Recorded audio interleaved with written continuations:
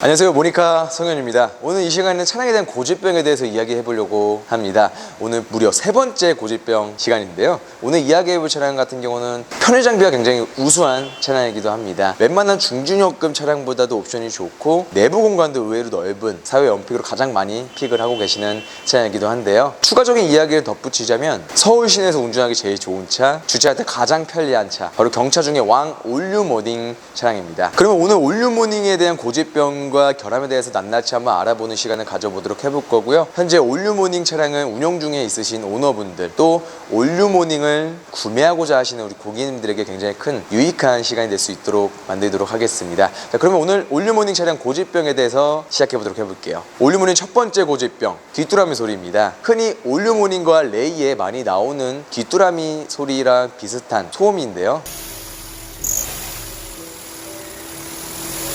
페달을 밟고 가속 시에 혹은 에어컨 작동 시에 끼리릭 하는 벨트 슬림 소음, 일명 귀뚜라미 소리라고 합니다. 이 귀뚜라미 소리 같은 경우는 11년식과 12년식 카파 엔진 1.0 카파 엔진에서 나오는 고질병이라고 하는데요, 대부분 회전 보정을 받지 못한 일반 솔리드 폴리가 적용된 발전기 풀리 때문에 벨트가 늘어지게 되고 미끄러지면서 발생하는 소음이라고 합니다. 올류모닝에는 이 벨트의 속도를 제어해주는 오토 텐셔너 대신 풀리가 적용이 되어 있는 차량인데요, 그 역할을 제대로 하지 못해서 귀뚜라미 소리가 나온다고 합니다. 이 문제를 해결하기 위해서 일반 솔리드 풀리를 OPA로 바꾸는 대안이 생기기도 했지만, 바꾸고 난 후에도 일정 시간이 지나면 이 귀뚜라미 소음이 발생한다고 합니다. 13년식 후에는 이 OPA가 적용이 되면서 어느 정도 귀뚜라미 소리 고질병을 잡아나게끔 해놨죠. 정리하게 되면 중고차, 올류모닝 중고차 구매하시게 될 때 11년식과 12년식 사이의 차량은 되도록 피하시되, 만약에 구매를 하게 된다면 그 해당 귀뚜라미 소리 고질병을 잘 체크하시고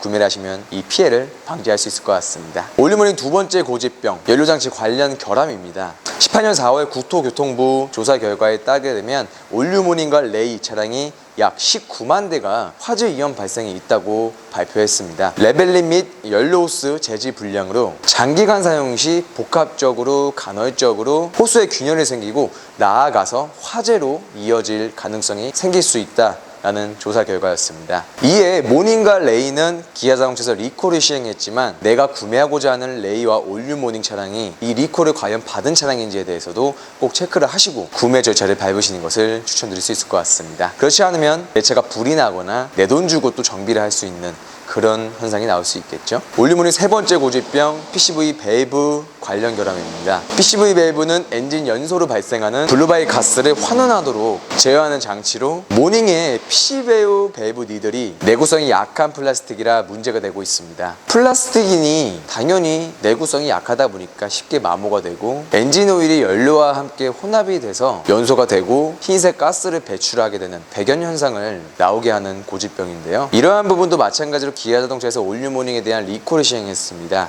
내가 구매하고자 하는 올류모닝 차량이 이 해당 관련 결함에 대해서 리콜을 받은 차량인지에 대해서 확인을 하고 마찬가지로 잘 구매를 하시면 좋을 것 같습니다. 올류모닝 네 번째 고질병, 엔진 오일 누유 및 냉각수 누유 문제입니다. 카파 엔진에 적용된 올류모닝 같은 경우는 앞서 말씀드린 엔진 오일 누유와 냉각수 누유 문제가 굉장히 많이 발생하고 있는데요, 그 이유는 카파 엔진의 고질병인 헤드 가스켓에 대한 문제라고 합니다. 올류모닝은 3기통 알루미늄 실린더 블록을 채택하고 있는데, 이 알루미늄 실린더 블록은 열에 취약하고 굉장히 얇은 헤드 가스켓을 쓰고 있어서 가스켓에 균열 이상 현상이 나오고 있다고 합니다. 이 균열된 틈 사이로 냉각수와 엔진 오일이 누유되고 있는 현상인 거죠. 이러한 부분은 계약하실 때 출고 점검을 위해서 카센터를 이동하여 차량 하부를 띄워보고 누유에 대한 체크를 꼭 해보신 것을 추천드릴 수 있을 것 같고요, 추가적인 성능 기록부도 확인해 보면서 누유 라인이 누유가 있는지 없는지를 확인하시면 해당 차량에 대한 엔진 오일 누유와 냉각수 누유에 대해서 잘 피해서 계약까지 잘 이루어질 수 있을 거라 생각이 됩니다. 네, 대표적인 올류모닝 4가지 고질병에 대해서 오늘 이야기를 해보았는데요, 중고차 같은 경우는 전차주의 관리에 따라 천차만별의 상태를 자랑하기 때문에 잘 체크하시고 구매하시는 걸 추천드릴 수 있을 것 같습니다. 중고차이다 보니까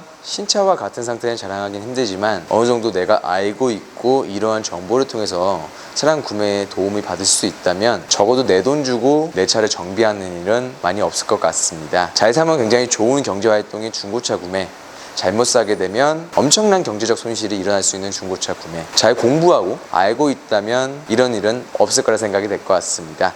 그러면 오늘 올뉴모닝 고집병에 대해 안내해드린 저는 모니카 성현이었고요. 추가적인 궁금하신 점이 있으신 분들이라면 언제든지 댓글로 남겨주시면 24시간 댓글 답글 도와드리도록 하겠습니다. 이럴 때 항상 도움이 되도록 하겠습니다. 저는 모니카 성현이었습니다.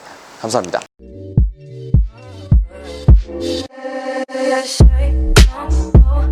But you